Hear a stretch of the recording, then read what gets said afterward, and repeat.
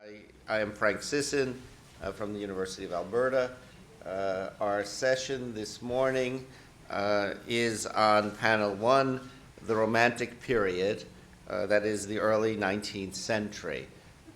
Our three speakers, and I might add this is an entirely Canadian panel at the moment. I think of somewhat interest on it as I see our scholarship has developed. Our first speaker will be Volodymyr Kravchenko, now director of the Canadian Institute of Ukrainian Studies, but of course, as you know, not so long ago from Karazin University in Kharkiv, and he will speak on Kharkiv, city of borderland culture. Professor Kravchenko.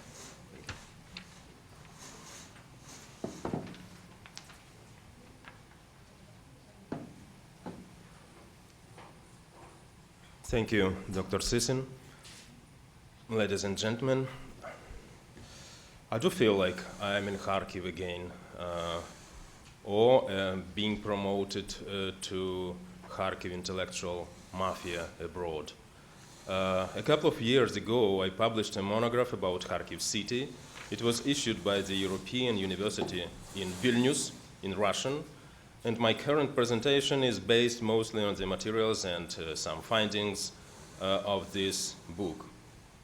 I am grateful for this opportunity to look at the issue critically, maybe for the first time since I immersed into the administrative daily routine in Edmonton. In my short presentation of the topic, I would like to take advantage of my position as today's first presenter. I'm not going to talk about Ukrainian romanticism per se. I will rather dwell on the Kharkiv city phenomena in general by putting it into geopolitical and geocultural context. My goal, as I see it, to introduce a panoramic view of the borderland city, which has been invested with a variety of contexts, images, and historical mythologies. All of them are based on the respective historical legacies, such as regional or local, Ukrainian, Russian, multi-ethnic, Jewish, Armenian, German, Polish, Soviet ones. Each of them are still alive and require different research strategies. In my research, I feel quite comfortable in the borderland methodological framework in which Tatiana Zhurzenko contributed immensely recently. I borrow heavily from the human geography, national, imperial, and regional studies, identity studies especially, and find a use for the modernization concept. Let me begin with the geopolitical dimension of the city's history. The geopolitical context of Kharkiv's past was determined by the fact that the city arose on the borderland, contested territory, claimed simultaneously by Muscovy, Rzeczpospolita, and Crimea, as well as by the military polities of the Hetmanate, Zaporozhye Sich, Don Cossack host, and the Tatar hordes that were nominally subordinated to Bakhchisarai. Of all the military centers of the steppe land, Kharkiv had the most strategically advantageous location. From the outset, city was seen from the different geopolitical perspectives. From the Tatar point of view, it was an object of the permanent military threat. The steppe here preserved vivid Turkic markers in the form of toponyms, such as Karachovka, Babayi, Horoshevo, Izum, Balakleya, and some others. The banks of the largest local rivers were popularly known as the Crimea or Tatar sides, respectively. The steppe routes extending from south to north were called the Tatar routes. After all, this was home to permanent Tatar settlements from times out of mind. From the Russian point of view, Kharkiv was to shield Russian southern borders from the steppe warriors, Tatars and Cossacks, and to support Russian expansion to the south.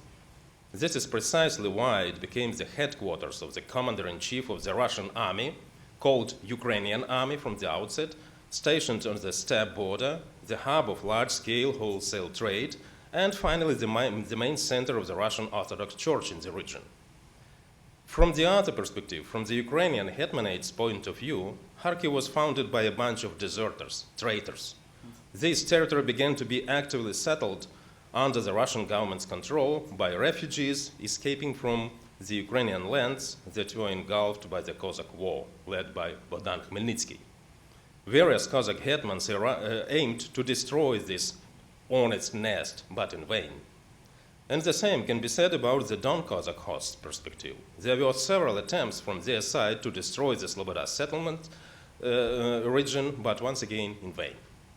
From any perspective, Kharkiv and the whole region remains to be the border. It never stopped being a borderland region, at least in the political and military senses. The city was a magnet for people who were in conflict with the government in their respective homelands. These were not only Ukrainian colonies, peasants and Cossacks, but also Russian religious dissidents, the old believers, refugees from the Balkans, soldiers and officers who were captured by Russian troops, also were sent here, Turks, French, Caucasians, Tatars, Poles, Polish students and professors suspected of unreliability in their homeland. Activists of the communist movement were exiled to Kharkiv as well. The whole Sloboda Ukraine region can be seen also from the perspective of modernization.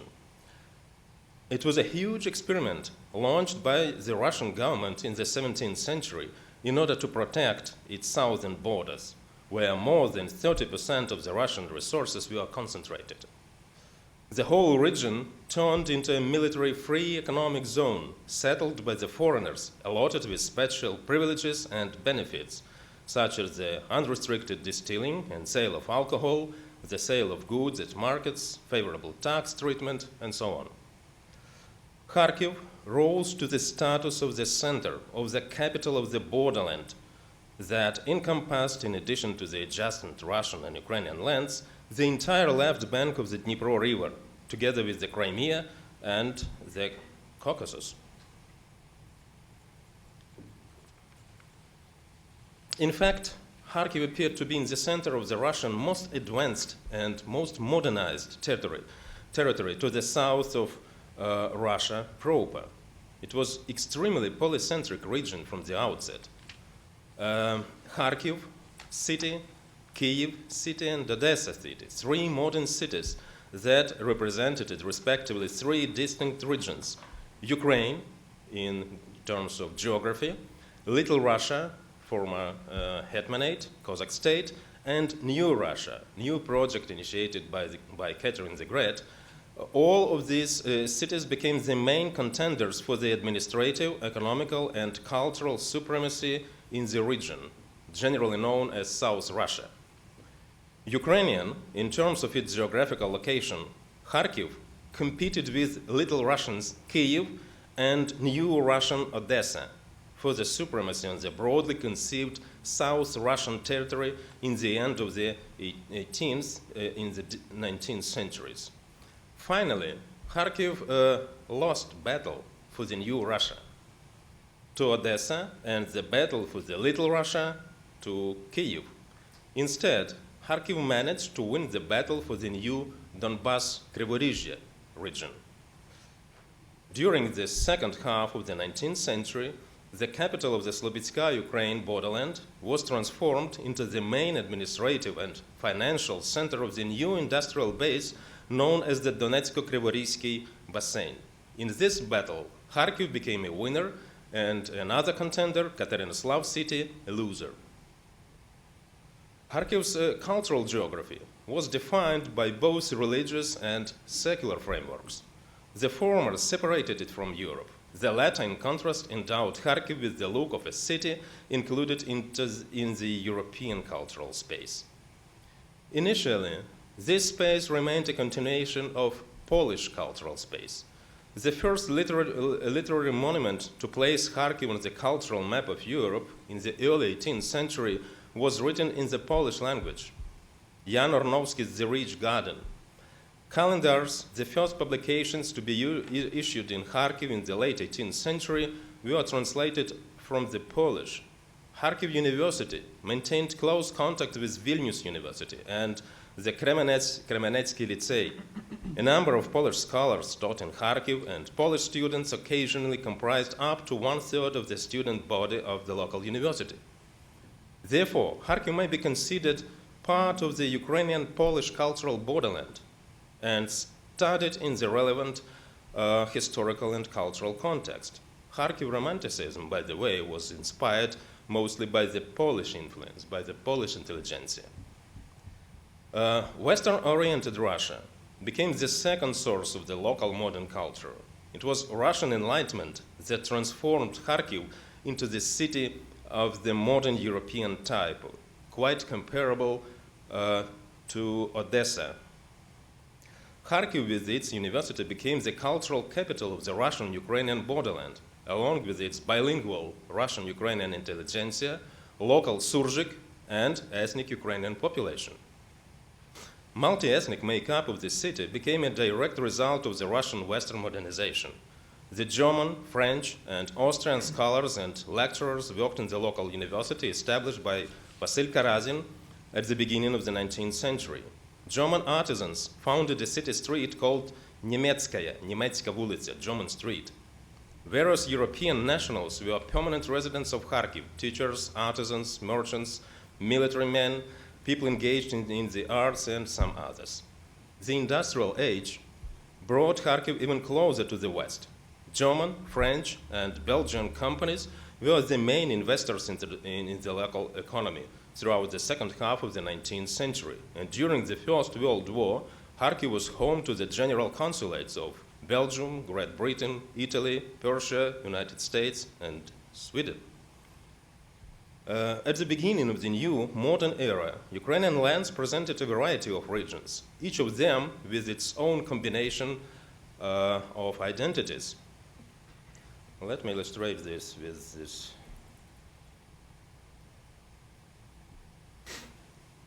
The issue of the cities and the regions' identities can be approached from the three main perspectives: original local one, Russian one, and Ukrainian one. The thing is that the meaning, the content of these identities, and the boundaries of their respective spaces were changing constantly. First, they were defined mostly by the religious and socio-political criteria. Later on, they acquired additional ethnic cultural dimension. Ukrainian terminology is the best illustration of this process. Kharkiv's Ukrainian geographic self-identification was a widespread phenomenon since the founding of the city. The lands that were set aside for the foreign colonists were most often called Okraina or Ukraina, meaning borderland. Kharkiv residents were identified as Ukrainians regardless of their ethnic affiliation. Later on, the Ukrainian nomenclature was invested with the additional ethnic cultural meaning. The топографічний опис харківського намісництва, the topographical description of the Kharkiv намісничество, written by the anonymous author in Russian in the second half of the 18th century, contains numerous examples of the historical and cultural differences between ethnic Ukrainians and Russians in the borderland region of Slobodska, Ukraine. Russian Enlightenment travelers helped to establish more or less visible ethnic cultural boundary of the Ukrainian region from the north. It began somewhere near Russian towns of Kursk and Voronezh. From the north, Kharkiv was identified as a southern and Little Russian city simultaneously. From the south, it was non-Little Russian and later non-Ukrainian in terms of modern nationalism city. Kharkiv-based intellectuals in the eras of Enlightenment and Romanticism tried to develop their own original identity. Its foundation was the idea of prosperity and progress, which depicted a promised land. The panegyric, composed in 1705 in honor of the Kharkiv colonels, the Donets Zakharzhevsky, was entitled The Rich Garden, and it featured the symbolism of a blooming land created through the efforts of loyal and brave local military leaders.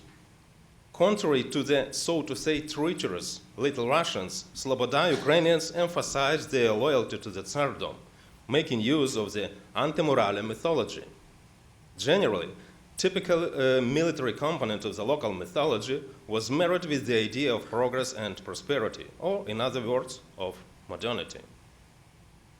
The constant change changes in the political and cultural space of Eastern Europe, as well as the emergence of new borders and the transparency of former ones, and finally the specific features of modernization and national building process, contributed to the formation of the various, sometimes conflicting images and myths of Kharkiv. A city of scholarship and a temple of commercialism and petty tradesmen, a cradle of the Ukrainian national renaissance and outpost of Russification, and capital city, of course, either the first or the second of origin or the state, it doesn't matter. All these descriptions are the product of a changeable socio-political context, which the city arose and evolved, and testimony to the mobility of historical borders and the reconfiguration of the region where it took shape. Each of the images, historical legacies mentioned earlier, are connected directly to their respective historical legacies. They are still alive, and they have something in common. Kharkiv city is a border place where multiculturalism, multi-ethnicity, and polyphony constantly challenge the issue of any national identity. That is why Russian-speaking Kharkiv appeared to be not the same as Russian Kharkiv. I cannot resist a temptation to put history into the contemporary political context. That is maybe the main reason why Kharkiv didn't meet contemporary current Russians' expectations. Russian intelligentsia of Kharkiv condemned annexation of the Crimea, only compromised Kharkiv mayor and Russian marginal nationalists, like the Oplot military organization, supported the project of Novorossiya, which recently also acquired different meaning. The project of Novorossiya during the reign of Catherine the Great meant Europeanization, modernization, and cosmopolitan enlightenment. That is why it won, at least from the start. The same brand of Novorossiya revived by the Russian current political regime is of anti-Western, conservative, and xenophobic nature. Contrary to the beginning of the history of the region, when Moscow and then St. Petersburg offered a modernization alternative to the border peoples, contemporary Russian regime offers only new edition of the Russian Soviet nationalism. Mr. Putin's Novorossiya is neither new nor modern project. Nowadays, it looks like a military bastion of the Soviet orthodoxy against the West. And the same can be said about the original, so to say, alternative in the form of revived Donetsk-Krivoryska Respublika, the Soviet regional project revived under the Donbass control, contrary to the situation of the 1918. 300 years ago, Russian, Ukrainian, South, and borderland became a space of modernity. Now it's turned into something different, marginal, past-oriented. It is true that Kharkiv has lost its former significance after the dissolution of the Soviet Union. However, it can reimagine its future as a regional center under the new circumstances. The thing is how to put Kharkiv into Ukrainian national context without losing its real and symbolical potential of modernity and innovation. Thank you.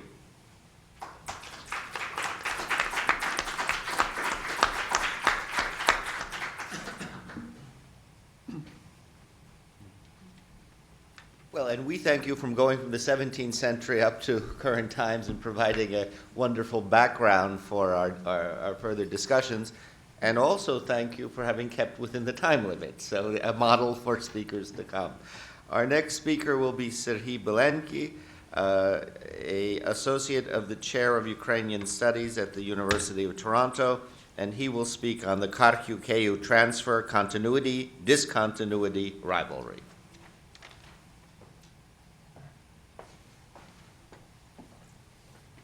Thank you very much.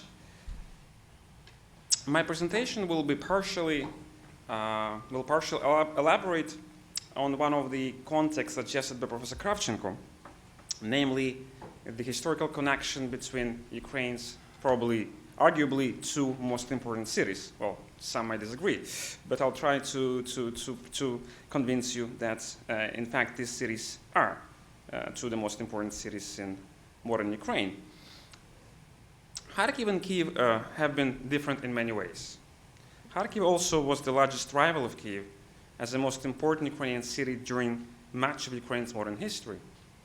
To illustrate this complex relationship between Kharkiv and Kyiv, I will focus on the role of universities in both cities and also on the Ukrainian national movement during the long 19th century. In the end, however, I will exceed my chronological period and I will touch upon two themes from two later periods, closer to our times. I use the word transfer in two senses. First, as a transfer or exchange of cultural products and socio-political models, and second, as a physical movement of people and commodities. The relationship between Kyiv and Kharkiv in modern times was as much about transfer as it was about rivalry. Hence, I use this word rivalry.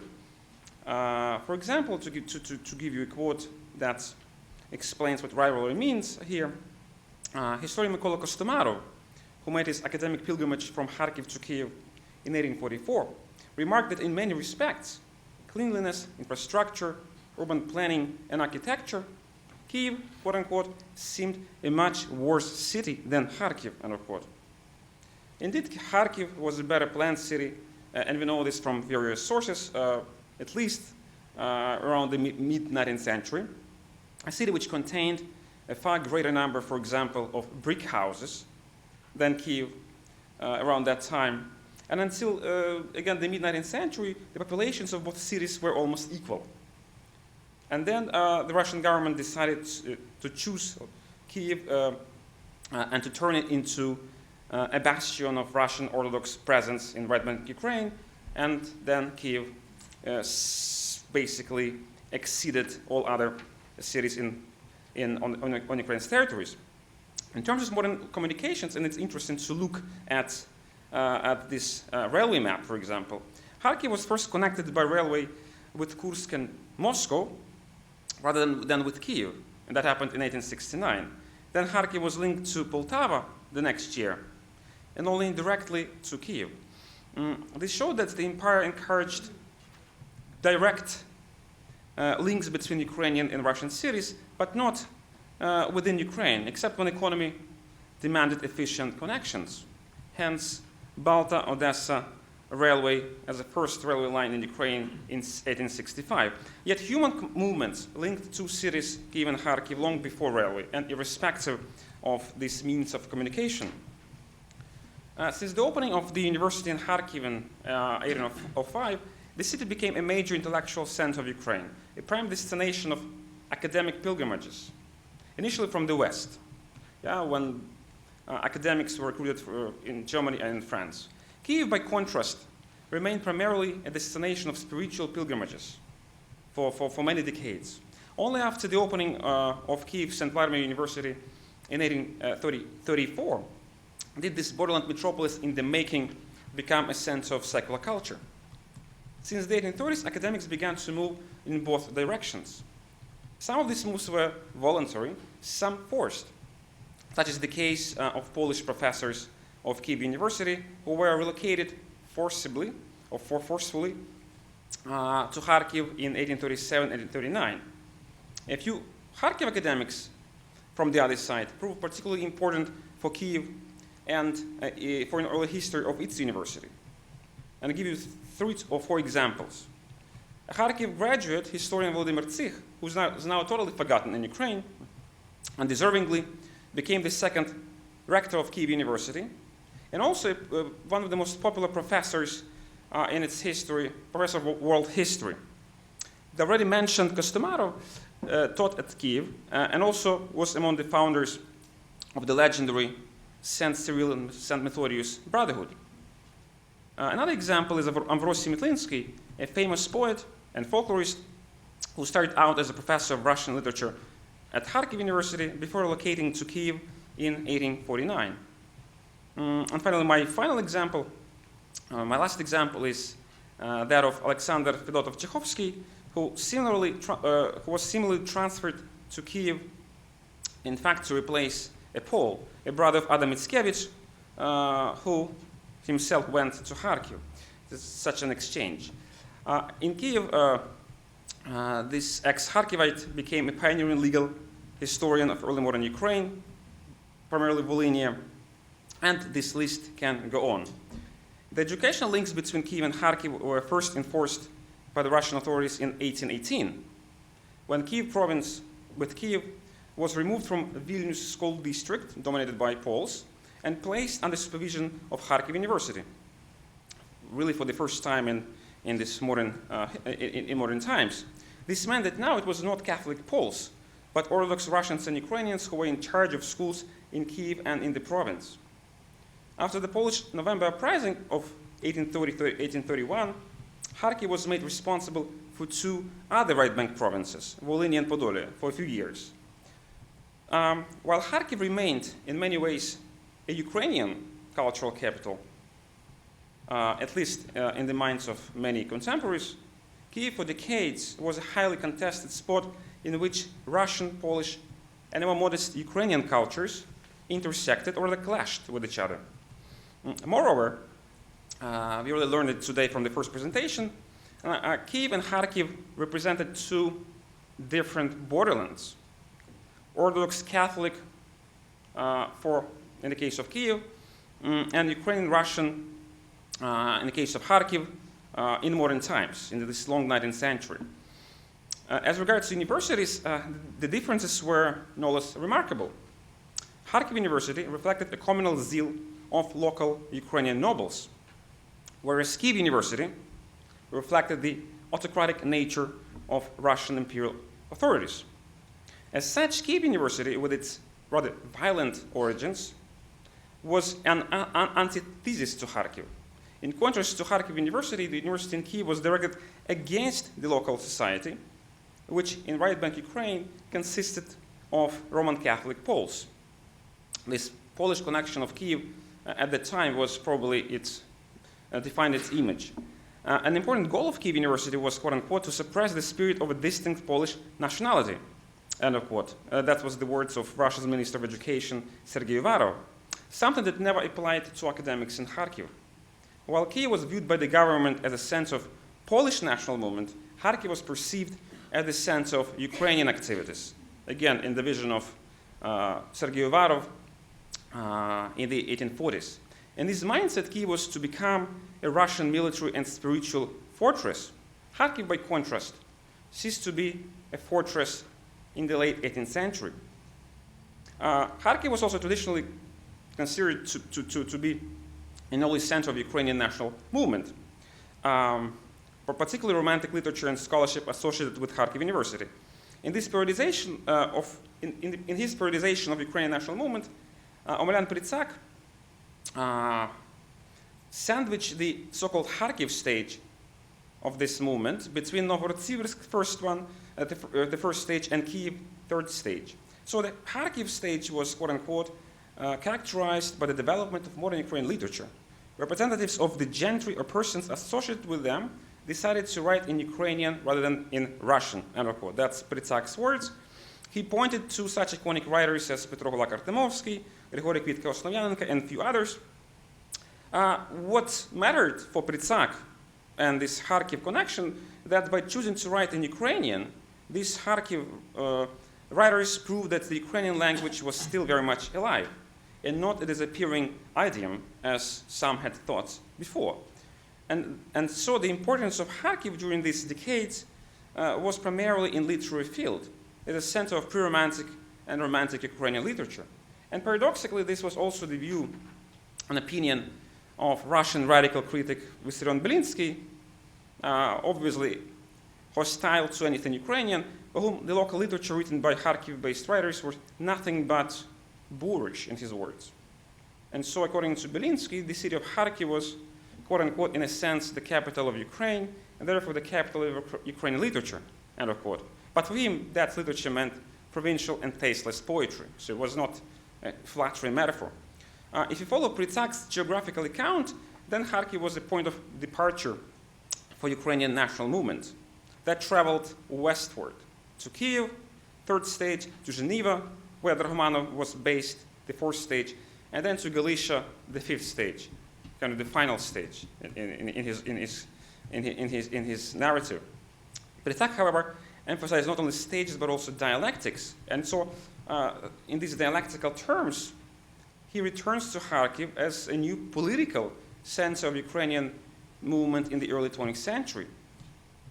The circle is closed, writes Pritsak, with the advent of Ukrainian political groupings within the Russian Empire, beginning in 1900 with the founding of the Revolutionary Ukrainian Party, the first political party in Russian Ukraine, by a group of students in Kharkiv, end of quote. This Kharkiv Ukrainian student Hromada was founded in the late 19th century by a few local students, among them by Dmitro Antonovich, who was a son of Volodymyr Antonovich, a famous Ukrainian historian based in Kyiv. Antonovich Sr. came from right-bank Ukraine, born into a Polish family, and as was common for the Polish youth, he was educated at Kyiv University, while his son Dmitro, already born Ukrainian, studied at Kharkiv, quite symbolically. Characteristically, the most notable Ukrainian nationalist, and this is probably the most famous and banal even example, lawyer Mykola Miknovsky, relocated to Kharkiv in 1898, where he launched his career of this as a political ideologue. One can say that for better or for worse, Ukrainian radical nationalism was born in Kharkiv. Curiously, Kharkiv also became the birthplace of Ukrainian political terrorism, even though it was, and perhaps luckily, a comical attempt at blowing up Alexander Pushkin's monument in that city by the militant wing of Miknovsky's own party, the Ukrainian National Party. And so that was the first kind of comical act perpetrated by Ukrainian nationalists. Kharkiv University arguably remained the most significant center of Ukrainian studies in the Russian Empire, as its academic milieu was much more liberal than that of Kyiv. The latter notorious for its conservative, even reactionary, anti-Semitic, anti-Ukrainian faculty members. The revolution of 1905 broadened a liberal public space in Kharkiv, as it did elsewhere in the empire, which allowed local Ukrainian academics to act more freely. For example, in 1905, Mykola Sumtsov, two local Kharkiv academics, Mykola Sumtsov and Dmitro Bagaliy, urged the government to end the censorship of Ukrainian publications. Well, it did not bring results, but what Bagaliy and Sumtsov achieved was that the government permitted a course in the history of Little Russian literature in Kharkiv, which was in fact taught in the city at Kharkiv University the following year by Sumtsov in Ukrainian. In addition, Bagaliy and his colleague Mikhail Khalansky taught courses in Ukrainian history and the history of Ukrainian language. Also remarkably, in 1905, the university conferred honorary degrees, doctorates, on Mikhail Grushevsky and Ivan Franko, two leading Ukrainian intellectuals based in Austrian Lviv. Developments unimaginable in Kyiv University. There, students too demanded the introduction of Ukrainian and the curriculum, but nothing happened there. And when in 1907, two faculty members decided to give their lectures in Ukrainian, they were forbidden to do so. And that's a very Kyiv thing to do. Kyiv certainly reclaimed its status as a major Ukrainian city during the Ukrainian Revolution, while Kharkiv was largely sidelined due to the proximity to the Russian border. Well, this is one of the versions of what happened. So this was the time when the rivalry between the two cities reached its high point. The question of transfer of capitals was a symbol of that rivalry. And whether it was a real transfer or not, that's also a question. And so we should not consider this question of Ukraine's capital, we should not take it for granted. Was it more natural for Kyiv to be in that role? And here I'm exceeding the limits of my chronological focus. After the collapse of Kievan Rus in the 13th century, even earlier, and the short run of semi-independent Kiev Principality in the 14th and 15th centuries, Kiev was never a political center of any state. It is only in 1832 that the Russian government made that city the center of a governorate general that's covered the entire right-bank Ukraine. And thanks to this, and this is my speculation, and perhaps also following the Russian politicization of Kiev's past and present, in which a number of Ukrainian intellectuals took part, actually, during the 19th century, the Ukrainian politicians in 1917 opted for Kyiv as their capital. but it should not come as a surprise that the Bolsheviks saw things differently. And so Kharkiv was made the capital of Soviet Ukraine, as far as I know, without any official declaration. Arguably because Kyiv was too close to Poland, and also probably because it was tainted by Ukrainian nationalist politics during the revolution. And similarly, abruptly, the capital was transferred to Kyiv in 1934 on the eve of Stalin's revolution, or the so-called revolution. Yeah? And in the end, I want to say a few words about the most recent dialectical relations between the two cities. Perhaps this final topic is a bit unexpected. Since around 2005-2007, the rivalry between Kyiv and Kharkiv in this particular field reached another high point. And I'm referring to sports, to football. Rivalry between the football fans of local Kharkiv club Metalist and Kyiv-based Dynamo was only second to that between Kyiv and Donetsk.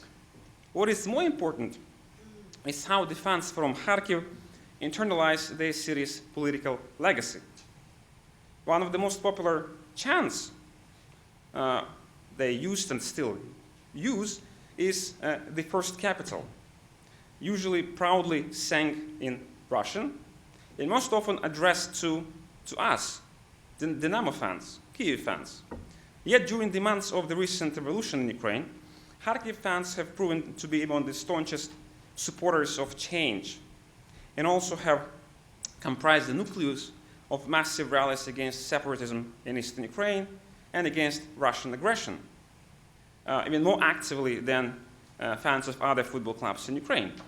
It was they who created an infamous song about President Putin, and I'm not going to sing it today now. You probably all know what it's about. Whatever happens in the future in this regard remains to be seen. And sports is a changing, fluid example. But I want to end with one quote that's partially also coming from a football figure, partially explains why Kyiv and Kharkiv, particularly their fans, managed to put their differences aside. And a head coach of Dynamo Kyiv football club, Serhiy Bilenky, born actually in Donbass, which is also symbolic, said 2 days ago, quote unquote, "These days our country lives through the very hard times, and football is a breath of fresh air for the people. And the ultras, or the radical fans of all Ukraine's clubs, have united around a common goal, around Ukraine. There was never a division among them into east and west of Ukraine," end of quote. Actually, he's probably a bit too optimistic. There was division into west and east, but I guess this ideological formula works well today. And so, in my conclusion, I would say that football paradoxically helped to do what other elements of society or civil society failed to do, namely to create an all-Ukrainian symbolic space in which Kyiv and Kharkiv, arguably for the first time in decades, are not rivals but rather partners. And this is a feeling that you can get from witnessing the events in Kyiv and Kharkiv for the last few months or so. So thank you. Thank you.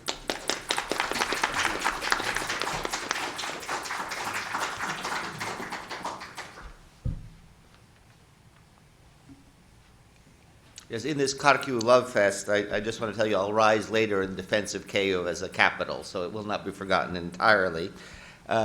We have had two historians give us a very broad perspective, but some of you may have wondered what happened to Romanticism, and now we come to this topic.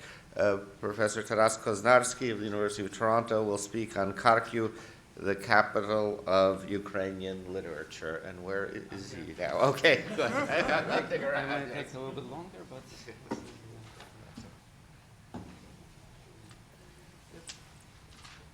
All right. In 1843, the influential Russian critic Serhiy Bilenky, already mentioned here, published in the major magazine Отечественные записки, Notes of the Fatherland, a review of the Kharkiv almanac Molodych Crescent, amply peppering it with sarcasm. I quote, "Ukraine does have its own literature. After Molodych, one should have no doubts. What this Molodych means, we as Ruskis, that is Moskali, do not know. We only know that this is an almanac, filled with Russian pieces in verse and in prose, which will certainly be to the liking of many.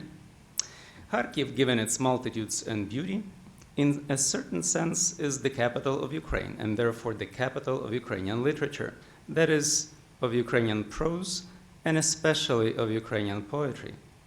In all Russian provinces, a multitude of verses is regularly written, but it especially so in Kharkiv. These verses are good insofar as provincial verses possibly can be. In the capitals, that is Petersburg and Moscow, they are not read much, but they are read much in the provinces, especially in Ukraine, and even more so possibly in Kharkiv. These circumstances make Kharkiv a particularly interesting city." End of quote. This review is only one of several caustic attacks of Bilenky against Ukrainian literature in its broadest sense, Ukrainian discourse, at its high point of the Romantic era. After the publication of Kotlяревsky's Aeneida and a handful of literary, folkloric, and historiographic works in Ukrainian and Russian, Ukrainian cultural endeavors were gaining momentum from the mid-1830s. Romantic Ukrainian literati embarked on a wide variety of projects. In the literary field, the younger generation of poets strove to detach Ukrainian diction from its association with the low comical genres. Gaining confidence and models of poetic expression from Ukrainian lyrical and epic folklore, poets such as the Kharkovites Ambrosi Metlinsky and Mykola Kostomarov wrote serious ballads of romantic longing, psychological anxiety, the vicissitudes of fate, Cossack adventures, and nostalgia for a past heroic age. Ukrainian poets' literary personae were commonly furnished with evocative pseudonyms that complemented their thematic engagements. Ambrosi Mohila, the grave; Yeremiah Halka, Jeremiah, the jackdaw; Kirilla Topolia, the poplar; Stitsko Shereperia, the ruff; Isko Materinka, the oregano, and others, including, of course, the powerful Kobzar, the bard. In addition to balladic outputs, both Metlinsky and Kostomarov were keen translators who focused on European and Slavic samples, and both were university professors. Kostomarov, in his Kharkiv years, published dramas and articles, as well as a study of Russian, Ruski, but mostly Ukrainian, folk poetry.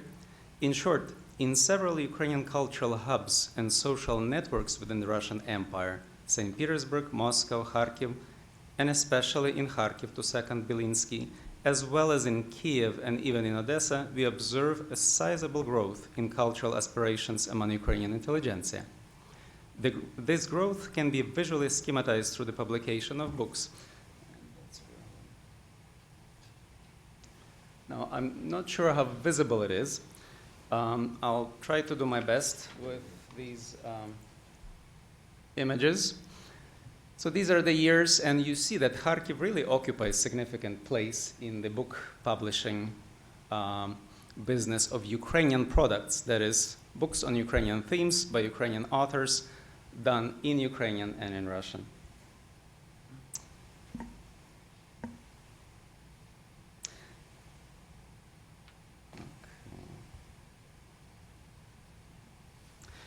This tendency is not surprising. We see a new generation of Ukrainian literati and intelligentsia marching into the cultural scene and market of the time. Books, of course, give only a partial impression of the cultural field. Several bibliographic resources help us to chart the activization of Ukrainians in periodical publications all over the empire, various collections and almanacs. In addition, materials of a private and personal nature, correspondence or memoirs, as well as works that existed in manuscript form and sometimes made it to the printed page much later, also contribute to our grasp of the lively cultural process of the time. But books, and more broadly printed media, were crucial for the preservation, consolidation, dissemination, and expansion of the Ukrainian cultural field. and the publishing of books was a serious endeavor that involved censorship, sponsorship, that is subscriptions, salesmanship, publicity, production control, and business, be it commissioning of vignettes, calculating the printing cost, or enticing the bookstores and critics. In this context, Kharkiv is special indeed as the first university city in Ukraine. Established in 1805, Kharkiv University was the grassroots university in the Russian Empire, an establishment owing its existence to civic initiative and fundraising, and in particular to the determination, grand vision, and civic idealism of a Kharkovite of Greek origins, Vasil Karazin.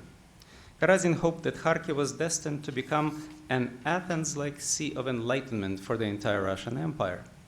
The more traditional 19th century cliché of Kharkiv as a space between a marketplace and a university blossoms in Karazin's vivid imagination into a lofty and nearly contemporary open-ended utopian vision, a few misplaced accents aside.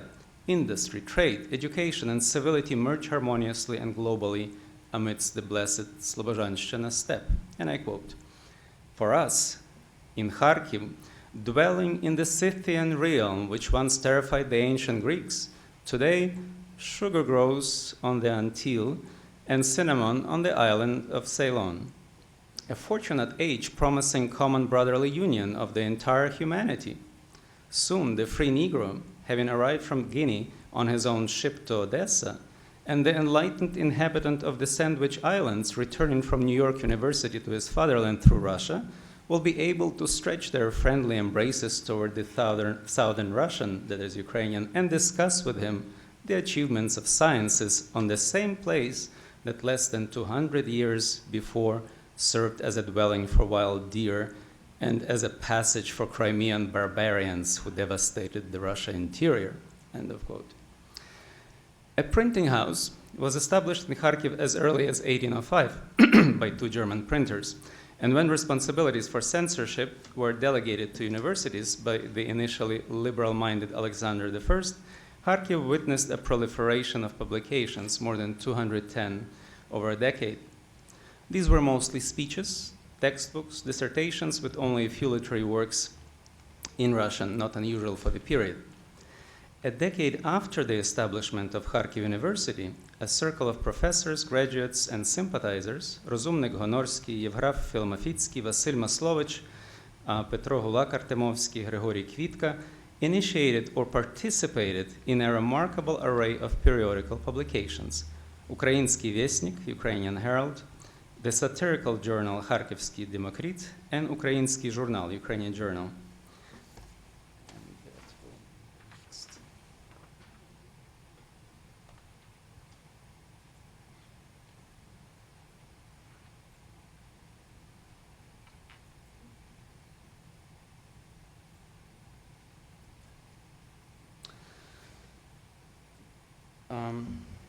Okay. These periodicals, even though some were short-lived, provided a forum for local cultural, intellectual, and literary endeavors. Over several years, readers in Ukrainian provinces and outside were in for traditional magazine diet, and the print run for Ukrainskii vestnik reached a respectable number of several hundreds. That's better. Now, I'm not sure if you can see, this is the cover of Ukrainian vestnik, Ukrainian Herald, and the first page of its first volume table of contents that starts with Hetman Khmelnytsky, and this is very paradigmatic. This local Russian language publication begins with a programmatically Ukrainian piece, an essay, Bogdan Khmelnytsky, and the rest could be sort of encapsulated somewhere between Bogdan Khmelnytsky and the last item, Apollon Belvedersky. That's what those magazines of the time are like. They're omnivorous mishmash pieces of various nature.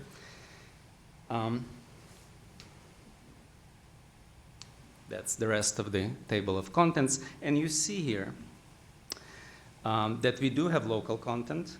Ukrainian discourse is represented in historiography, such as Bogdan Khmelnytsky and On Little Russia. There are local anecdotes, travel descriptions.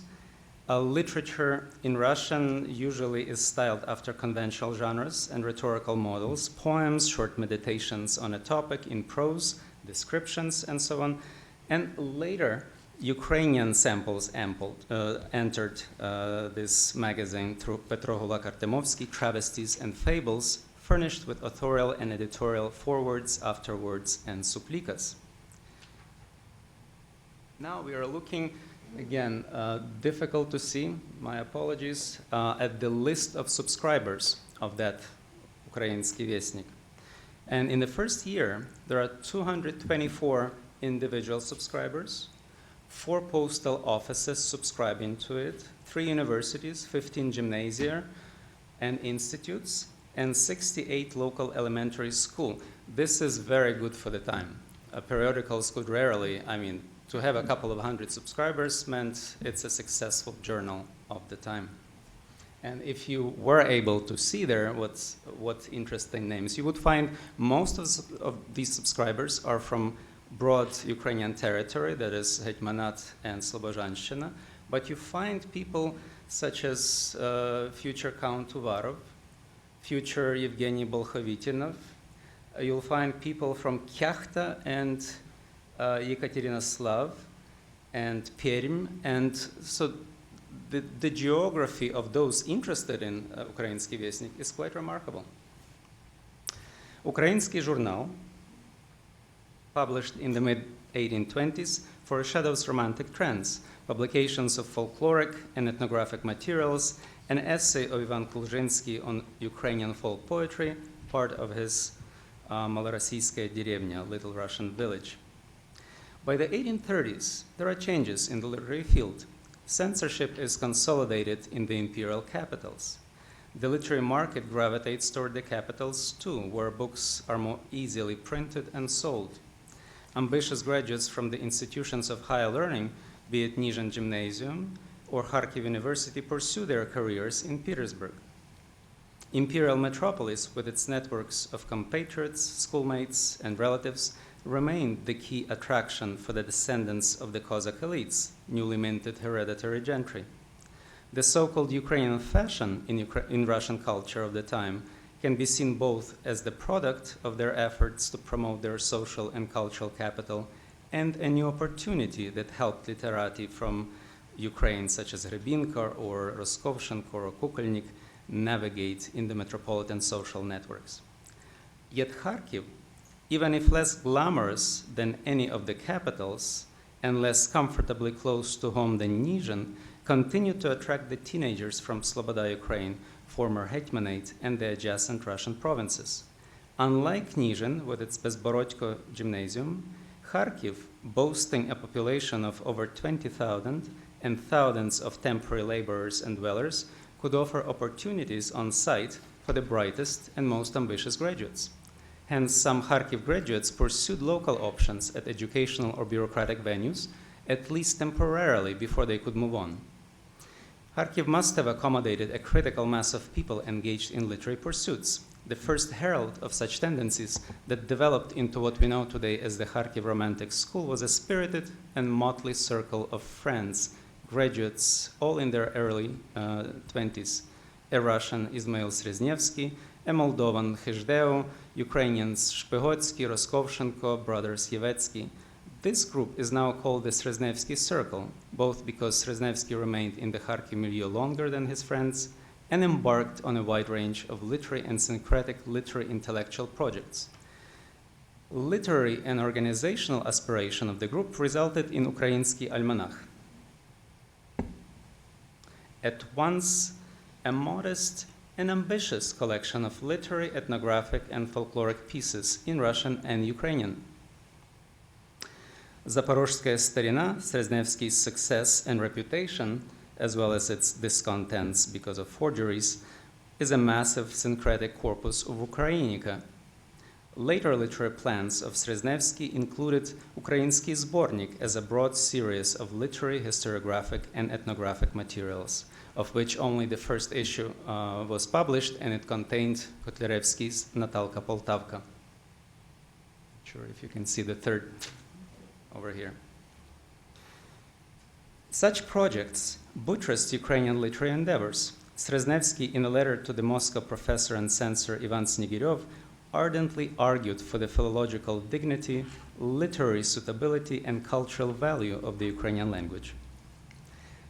The almanac Утренняя звезда,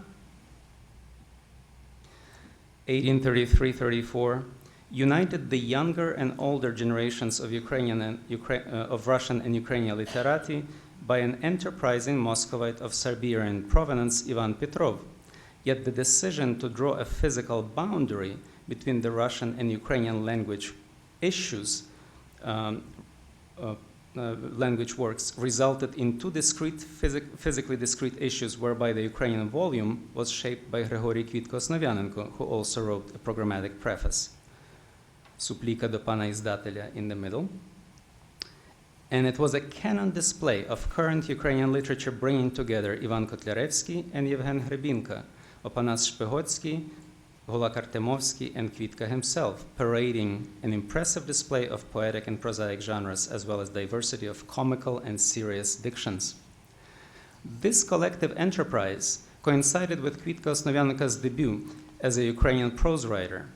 His stories, suitable for a broader or higher-end market, were published in Moscow in 1834 and followed by an impressive lineup of positive reviews or opinions by Ushakov, Pagodin, Dal, Jubilant, Osip Bodyansky, and so on. Shepherding his own late-blooming literary career, Kvitko-Osnovyanenko actively participated in the metropolitan literary scene, becoming used to a literary income and reputation, convenient connections, and occasional thrashing from a few detractors, such as Senkovsky. He also attempted to break through the ceiling of the literary conjunctura and carve a niche for Ukrainian literature under the umbrella of metropolitan institutions, journals, such as Отечественные записки. He did not succeed.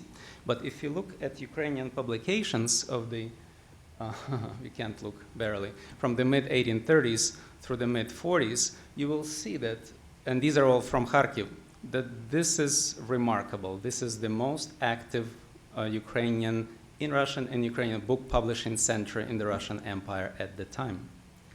Kvitka, so these are some of the covers that come from this period.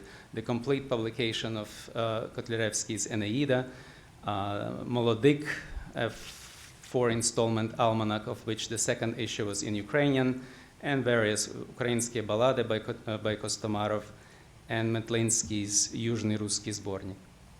Kvitka was the first significant contributor to and the shaper of the literary Kharkiv text, a topic I would like to touch upon today. Over the last period of his life, Kvitka produced an impressive score of Kharkoviana, ranging from glossy statistical description of Kharkiv and regional Sloboda towns to the ethnographic physiological sketch of Ukrainians, Sloboda Ukrainians, recollections, anecdotes, and stories, some of which, such as Ganusia or Основание Kharkova, the founding of Kharkiv, try to place the city on the maps of regional and imperial popular imaginations. In his autobiographically molded historical tale, Описание Kharkova, Основание Kharkova, Kvitka gazes at the city, at its ambitious demographic growth, economic expansion, and cultural amelioration with a mixture of admiration, humor, and irony. He begins his paean as such. I quote, "Yes, the city of Kharkiv differs indeed from other provincial centers. Look at him. His streets are smooth, clean, and straight. Public buildings, luxurious. Private homes, attractive. Stores filled with all kinds of merchandise, changing non-stop with the newer, more exquisite samples. Whatever surfaces in St. Petersburg, look and behold, is brought to Kharkiv and sold there. Schools, theater, mall, that is Gostinny Dvor, various artistic establishments. What doesn't it have?" Kvitko-Osnovyanenko marvels at the city's size. It cannot be traversed on foot in a day. He points with amazement its rapid demographic expansion and urban growth, with large stone buildings replacing quaint wooden streets. The narrator continues his pride-inducing survey, moving from a glittering urban crowd at the Annunciation Cathedral to the sophisticated dinner parties and the luxurious balls. "Look at this lad," he said, "this dandy among cities." And yet, through this over-the-top catalog, Kharkiv appears funny to Kvitka. "Смешон мне наш Kharkiv." How much it fattened up, I quote, expanded and decorated himself, attracted foreign traders who turn around millions, implanted higher learning, cleaned himself up. It shuffles a la European, dances French quadrilles, strolls around through populous fairs, flirts with the ladies, boasts with his reputation, snubs his nose, and only nods to his older brothers who take their hats before him, while he, with his hands stuck in his pockets like they do so in the capital, thinks that he is really a big shot. Frя какой. Well, wait till I tell you about your birth, my dear, to compare what you were then and now. What a hilarious stuff it is. End of quote. The specificity of Kharkiv that clearly arises from this playful description. Kharkiv is a young city, a modern city gravitating toward Petersburg in its ambition and makeover. Kharkiv could not boast Kiev-like antiquities, sacred spaces, ruins, or even the dramatic, picturesque vistas. No apostles dragged their feet to this grassy terrain. If one was to link the city with ancient times, one would have to look for the vanishing and barely visible traces of southeastern frontiers of Rus.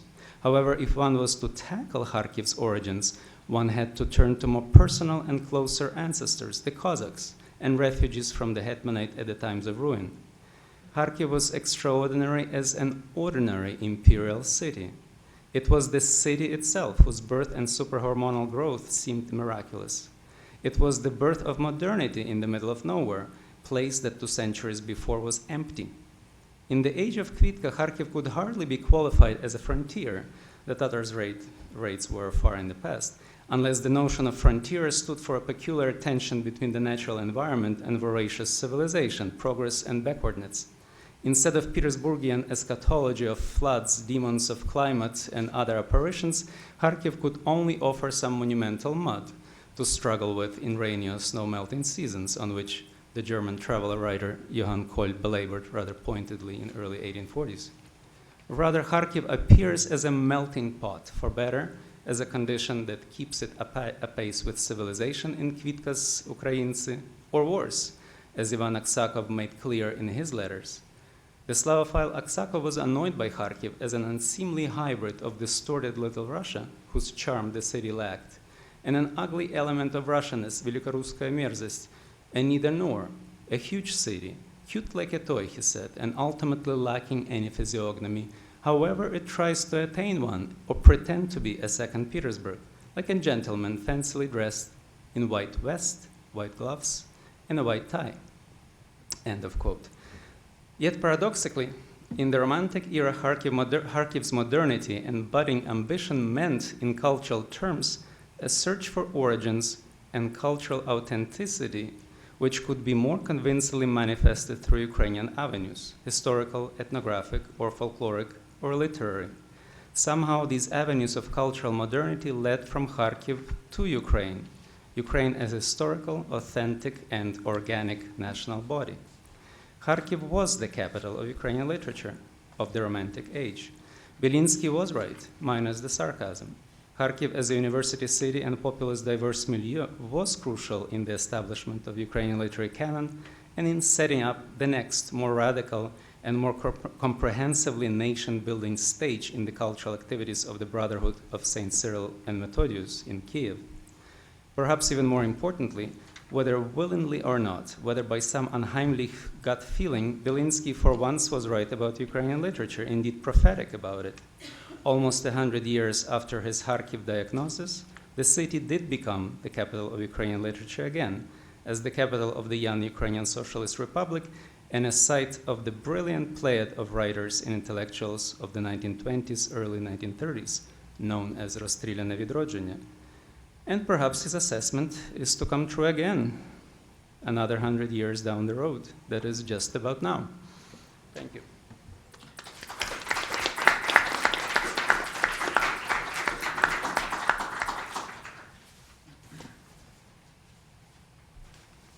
It was affirmative action for literature that we gave him more time, but it was also because of the quotes that he was able to translate those quotes so brilliantly, I think, made it worthwhile to hear the text. All right, we open up for questions, comments. Please introduce yourself, tell who you are, because so we'll get to know each other during the conference. And use the microphones up here. Do not speak from the auditorium because you are not heard when you do so. And with that, let's hope that, is anyone going to go forth? Yes.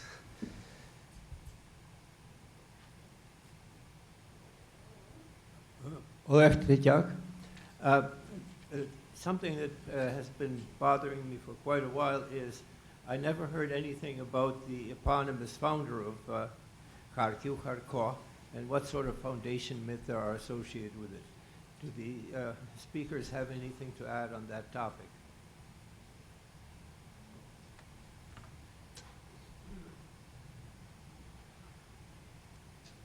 I wait for any speaker who would like to take part. We haven't. It's a legend about Kharkov. So it belongs to Literature. Literature. Yeah, it's a legend. Supposedly there was Cossack Kharkov, but Koznarsky writes about it. But then he debunks it himself, saying that it's unlikely because if it were Kharkov, that then the name of the vista would be more Ukrainian, like in Nizhen, or well. And then he says it must be just the river. And since the river flows from Muscovy down through this area, it's one of his projects where he tries to say it's a combination, harmonious combination of Ukraine, Slobozhanщина, and Muscovite presence there of protection.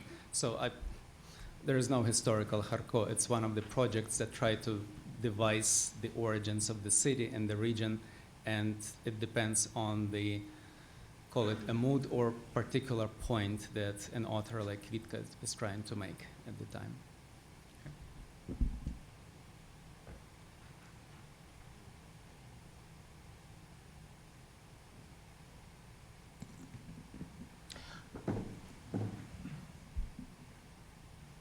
I have a question to the last presenter regarding Ismail Srizhnevsky. To what degree did he keep contacts with the Romantic writers and also political activists in the city of Pressburg? And I have in mind the organization Vzayemnost, who presented him during his visit to Pressburg with Holly's Cyril and book on Cyril and Methodius. And to what degree was their contact with the highly politicized student body at the University of Dorpat through one of the professors of Kostomarov, Lunin? Wow.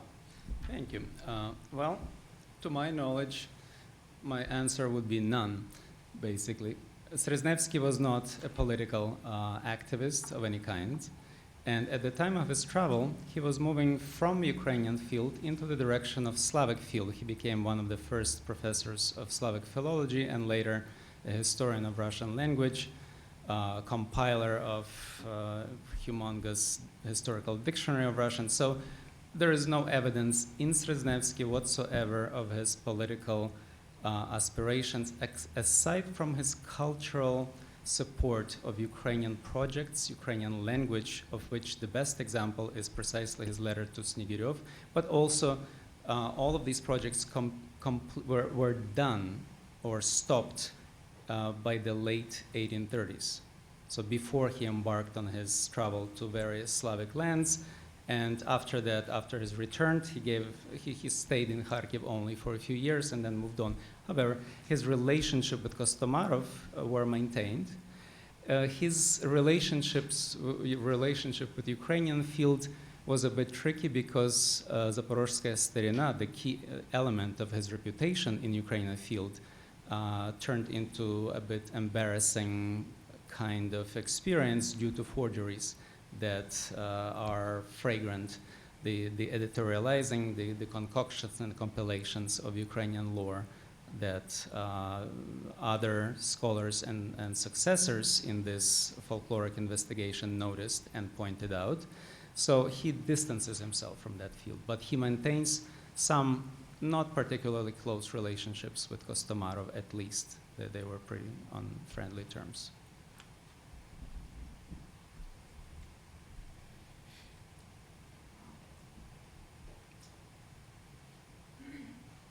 My name is Ali Kinsella. I have a question for Dr. Bilenky. If I understood you correctly, you were saying that when the revolution broke out, Kyiv was able to express its Ukrainian identity more freely than Kharkiv, and that's probably because Kharkiv was closer to the center of the Russian Empire. If that's the case, then can you explain more explicitly, this that's redundant, why before that time Kharkiv was relatively freer in its expression of its Ukrainian identity, other than perhaps just like individual personalities and people in the universities? Thank you very much for the question. I guess I was a bit provocative comparing Kyiv and Kharkiv in this regard, but it's known that Kyiv was extremely a place where one of the most conservative or even reactionary cities in the Russian Empire, and the whole history preceding 1917 shows to us that Kyiv was not the best place for any radical politics or democratic initiatives, and even for the Ukrainian culture. But also, I guess, because of its heightened importance in various fields, actual importance, not least shaped by this Russian imperial authorities, made Kyiv simply such an important center where the institutions, money, and resources were. And I guess, in this sense, Kyiv was natural as a choice for capital for this Ukrainian intellectuals, rather than Kharkiv, which was, farther east and farther removed, more removed from, institutions, resources, money, and simply the public. And during the revolution, obviously, yes, the presence of the proximity of Bolshevik Russia, I guess, proved in a way deadly for this Ukrainian project in Kharkiv. The simple political situation was different.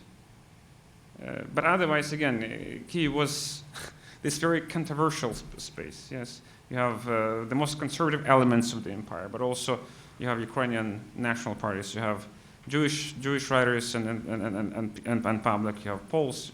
So it was an explosive mixture.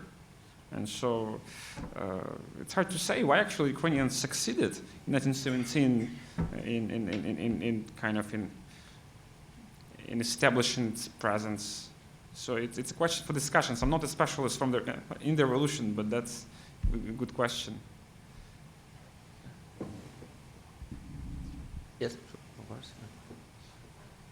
Yes, I actually don't have a question, just a comment. I wanted to thank Taras for his wonderful translations and for discovering some of those texts. It strikes me, I have always felt that there is a voice in Khvylyovy in his intermediary that was parodying Gogol to some extent. However, this description by Kvitko Osnovyanenko of Kharkiv makes me actually change my mind and think that, especially since in that first intermedia of his in Literatury Yarmarok, he takes special note of Kharkiv, of the city, and then with a special sort of tribute to Osnovyanenko. And there's something about the tonality. I don't know if it's regional or just his having maybe discovered some of these texts, but. The parallel is certainly very striking to us. Thank you. Thank you. I wouldn't call myself a discoverer. These texts are included in a 7-volume Kvitko Osnovyanenko's edition, but it is absolutely worthy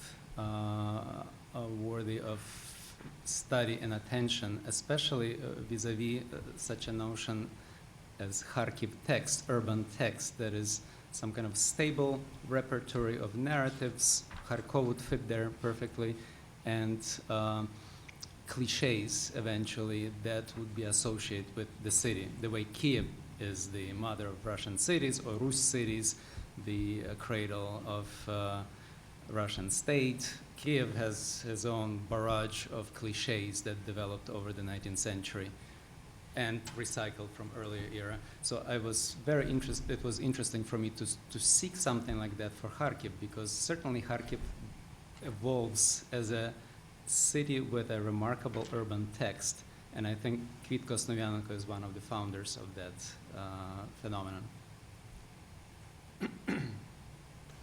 Okay, this looks like my chance to go back to Kiev as capital. Generally, I agree, but you can argue that, as usual, the Poles think up everything, or much in Ukrainian history, and already at the Union of Lublin, when they are going to grab the Kiev territories to which they could come up with rather minimal claims for, unlike Volhynia and Halichina. It is those texts of the Incorporation of Lublin that says it is known that Kiev has always been the capital of the Rus lands, so that already by the 16th century we have a fairly strong statement of Kiev as at least the virtual capital. Of course, you said state, I realize. In a certain way, it made it the capital of those lands incorporated, Volyn, Bratslav, and later Chernihiv, and was often seen as such.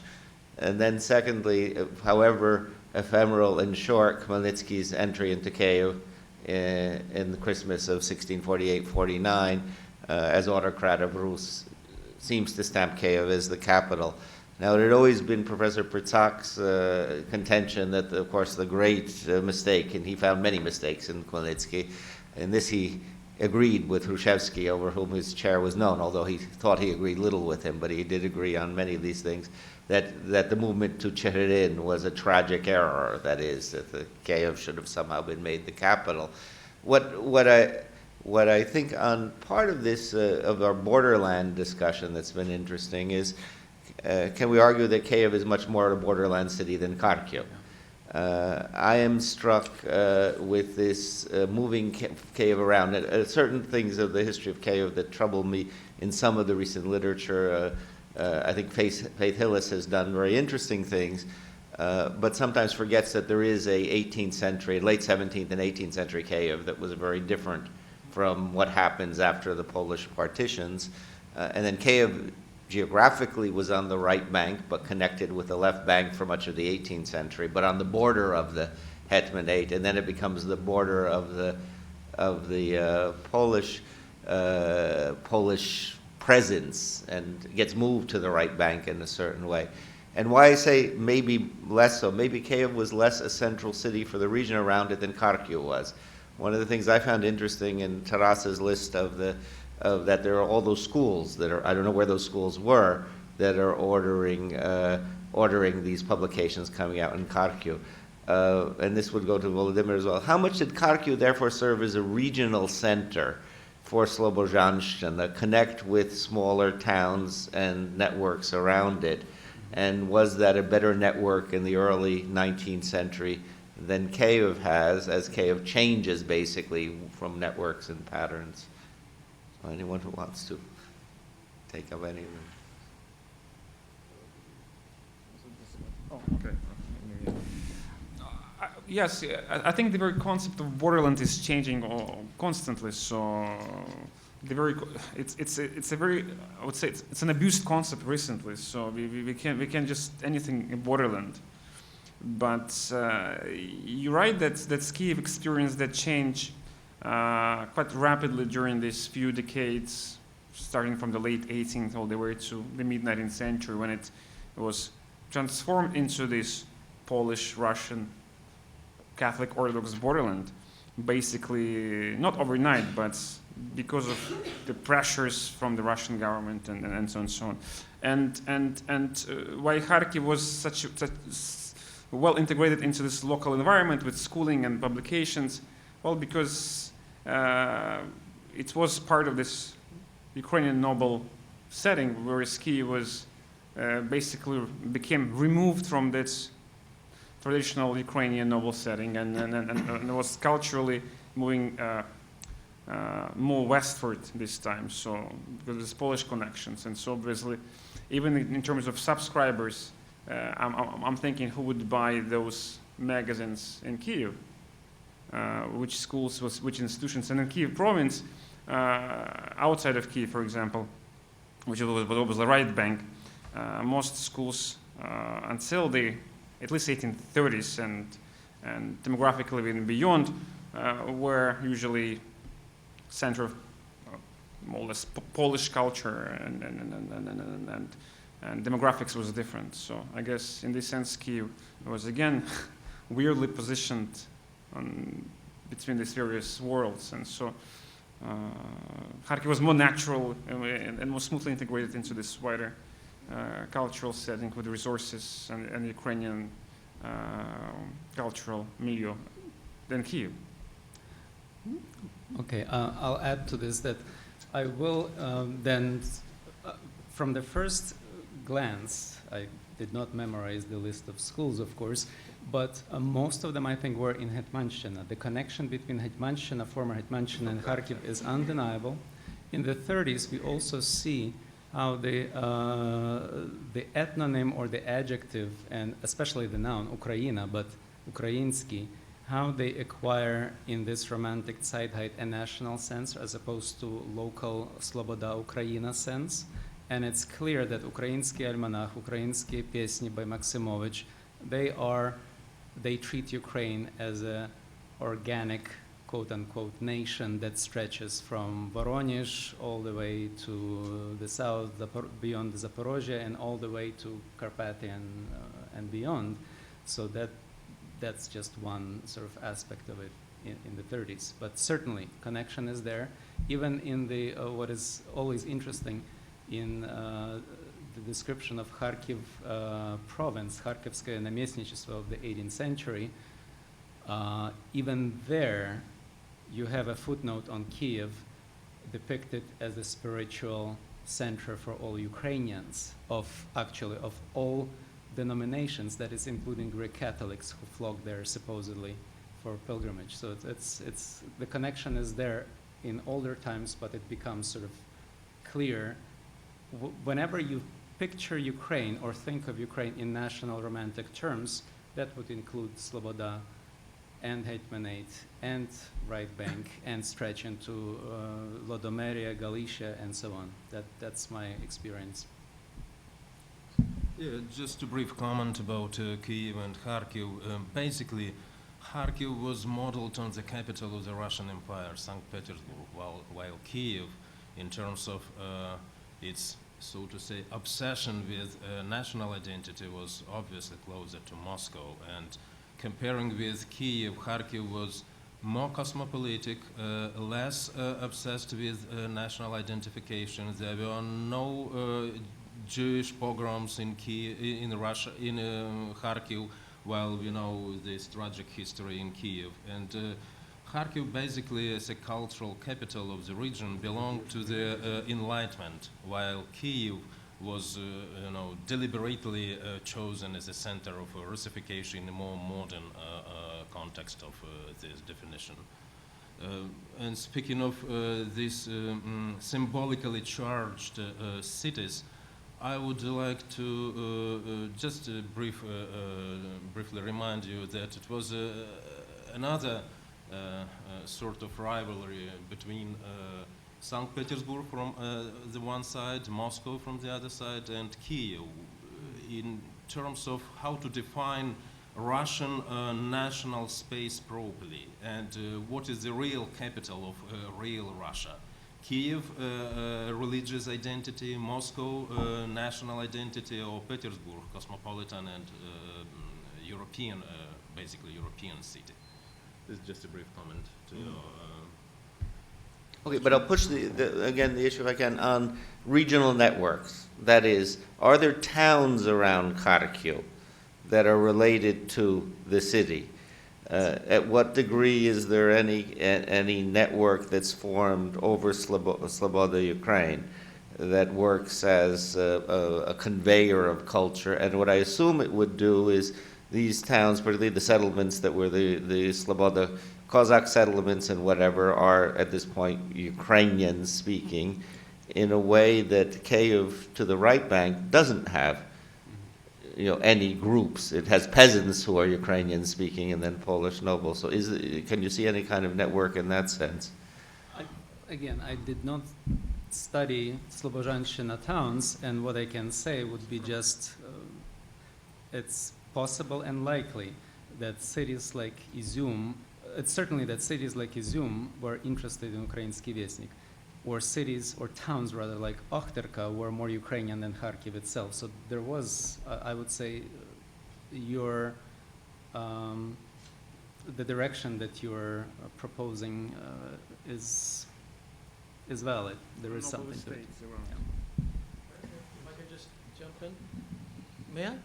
Or do you want to answer this first and then? Just a Yeah, brief then comment. this and then, okay. Sorry, and then next. one of my students recently defended a doctoral dissertation about Sloboda, small towns, and this network.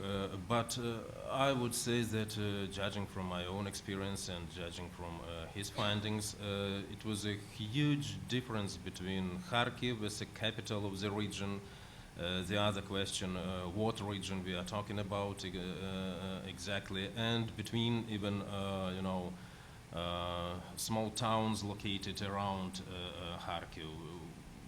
It is in this case it is possible that we are talking about different temporalities, even. Okay, thank you. Please. Yeah, I think the faces of Kharkiv, or the faces of any city, change. They're always layered, depending on the time that people are writing, the circumstances in which they're writing.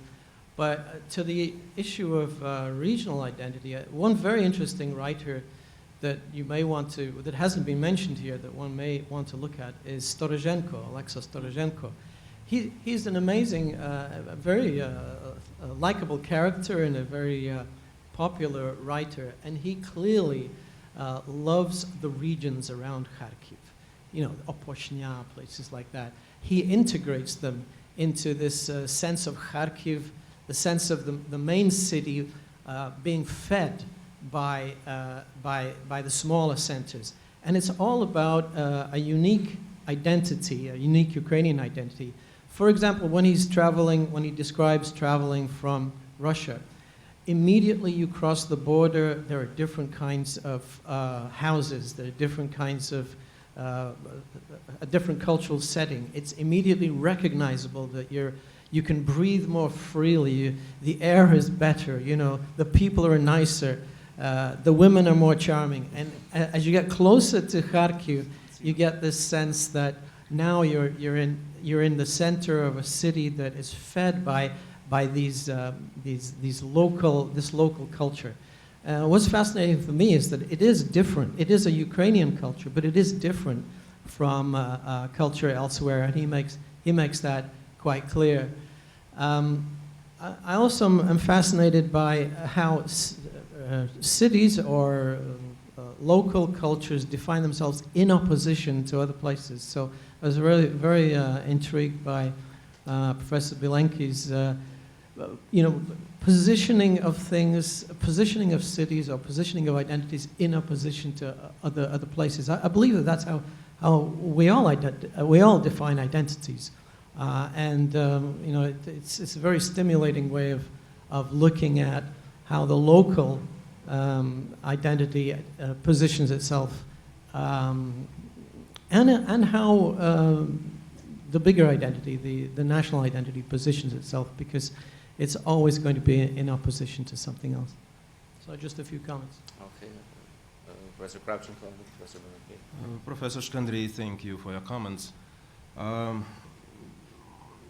Before Storozhenko, I think that Skovroda did the same thing in his identification of, he was traveling around Kharkiv. He knew Sloboda Ukraine as something different.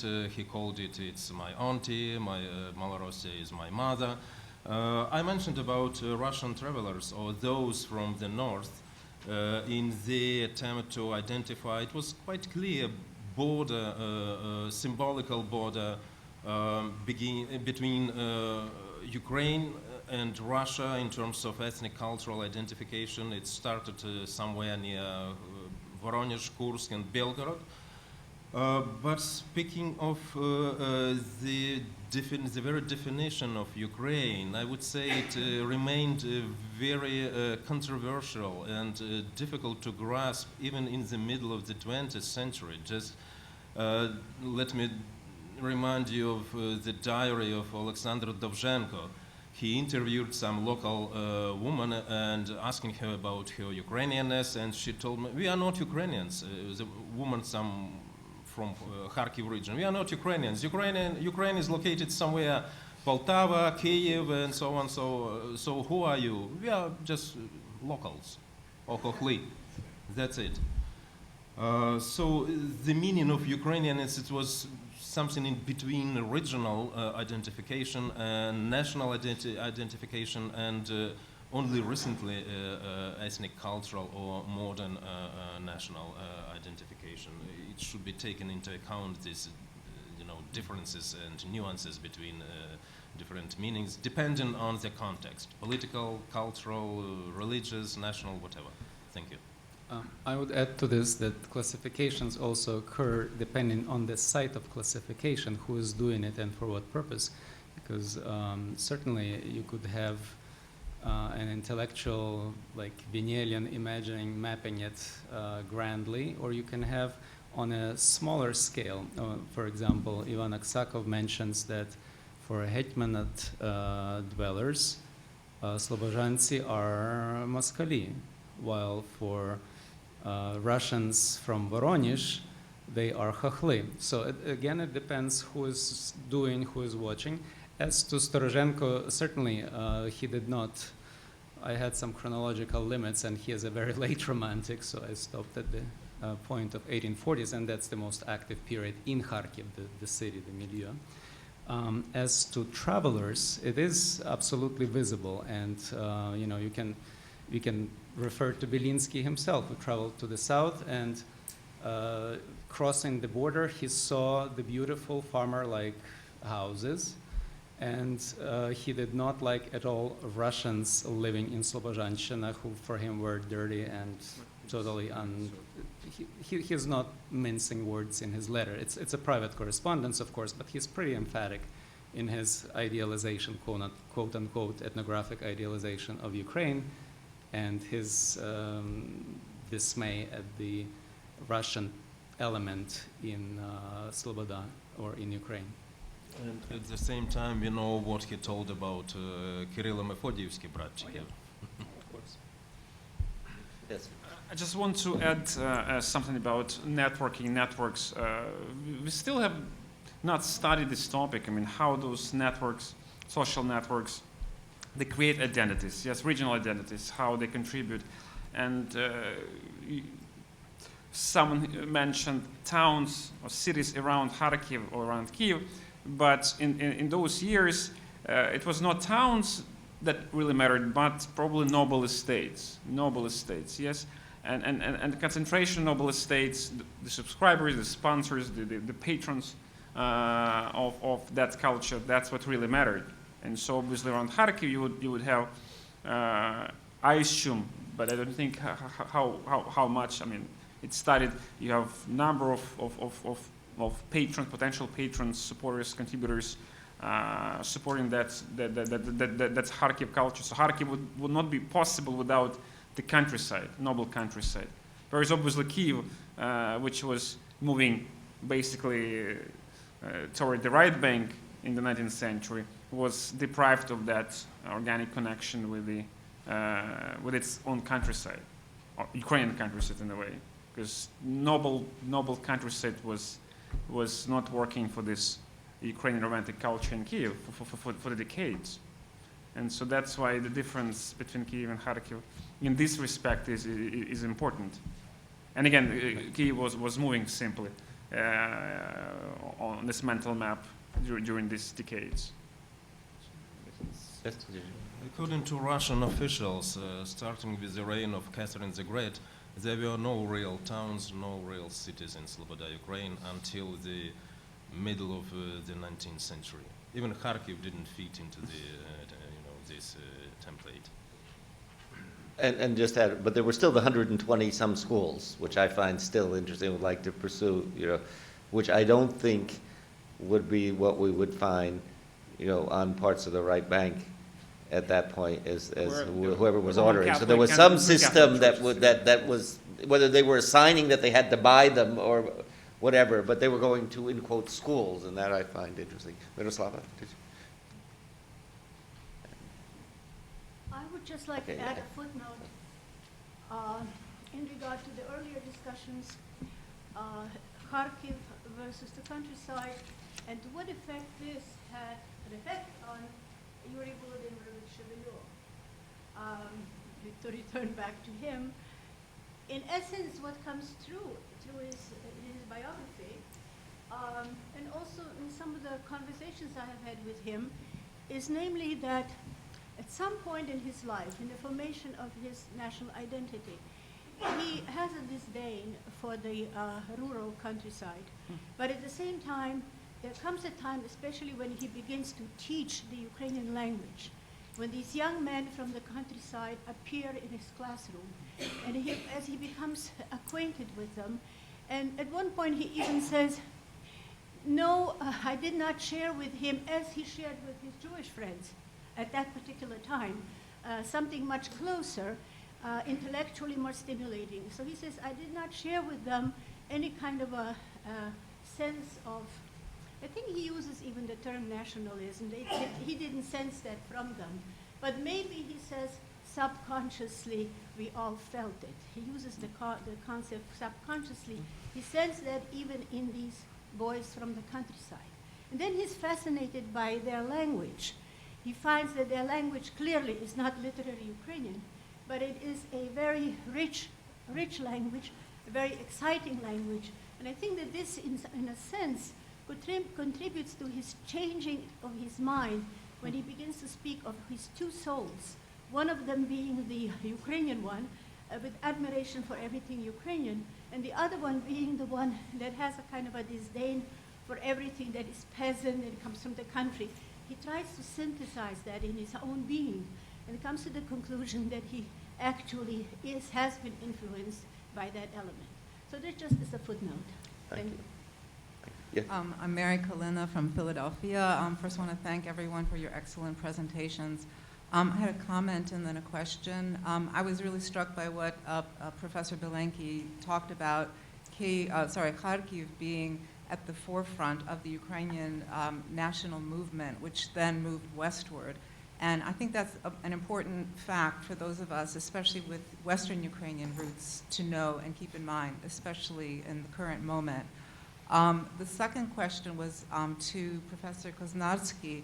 I was really amazed by the old journals and how prolific people were at that period. You know, this is 200 years ago. And it stood out to me also the 68 elementary schools who had ordered them. My question is, what was the level of literacy like at this time? I mean, was it a very select group of people who were reading it? Was it in the elementary schools so that children were reading it, or what was the situation?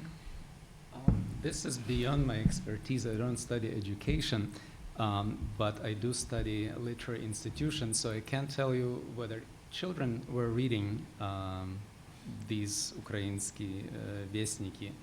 Probably, if children, then it would be higher grades, obviously, not the little kids.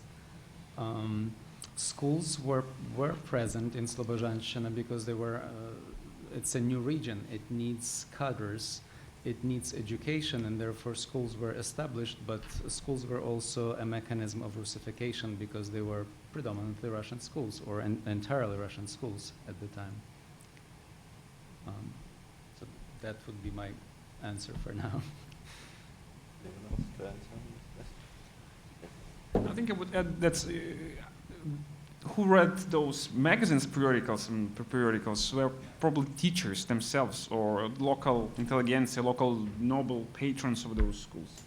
And illiteracy rate was huge, probably more than 90% illiteracy rate. So I doubt that even those parish school kids would read those periodicals. We don't know how well they could read and whether they would keep reading, obviously, after a couple of years. But middle classes and middle class, the traders, the merchants were literate. And in Russian Empire, in Kharkiv in particular, because merchants it was were half literate, illiterate. but it was enough for them to read.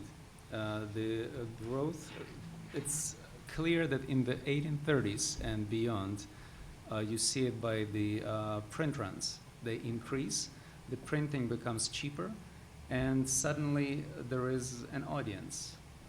The fact that something like Library for the Reading, Bibliotека для чтения, can have over 3,000 subscribers is an indicator of remarkable growth in the audience. And it's not gentry. Gentry does not increase demographically. The audience increases by middle class. Anyone else? And if not, then I'll make a comment. Literacy is a very difficult field to study in Ukraine. We often are based on comments and statistics we don't know quite what to do with. So we have in the 17th century a comment of Paul of Aleppo, Syrian traveler to Ukraine, saying, quite amazing in the Hetmanate, all these people can read, and even the women read, right? So this was much used by those who wish to see, particularly in the time of Khmelnytsky, an increase of literacy. Can we really trust what he said? He was trying to show that this orthodox entity of Khmelnytsky was a great place, and I guess he thought reading was good.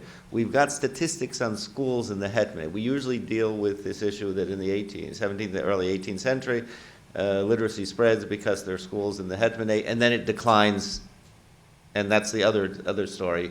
Literacy doesn't go in one direction, right? There are periods of increase and decline, and it depends why you need literacy. So we also, in Western Ukraine, it is probably likely that in the 17th century there were more literate people in towns and small places than there were by the end of the 18th century. So it isn't one story on which way the literacy statistics go. And then you have special groups who are literate. The merchants are mentioned. Well, one group that is likely to tend towards literacy are old believers, religious groups that have reasons why you have literacy beyond, obviously classically the Mennonites, the German groups, the Reformation groups, but even within those that come up and go. So we really have very difficult times until the 19th century to really deal with literacy rights. But we know that by the late 19th century, the Ukrainian provinces, particularly the right bank, are far behind, and the south of Ukraine is in better shape with literacy. And we've had recent good studies on the Russian Empire that have been done by a number of North American scholars, but not only, I'm sure, that are working with literacy and mass literacy, so we're a little better off than we were. Okay, are there other questions? Well then, I think we began with honoring Professor Shevelov yesterday. I'm glad that Professor Znayenko added it, who has many personal reminiscences of Professor Shevelov to that discussion. I am pleased that our discussion today went back so far in time to the beginnings of Kharkiv and even a little bit earlier, that our historians have laid the groundwork for some of the later discussion, and that we did get to Romanticism, and thank our speakers for their excellent presentations.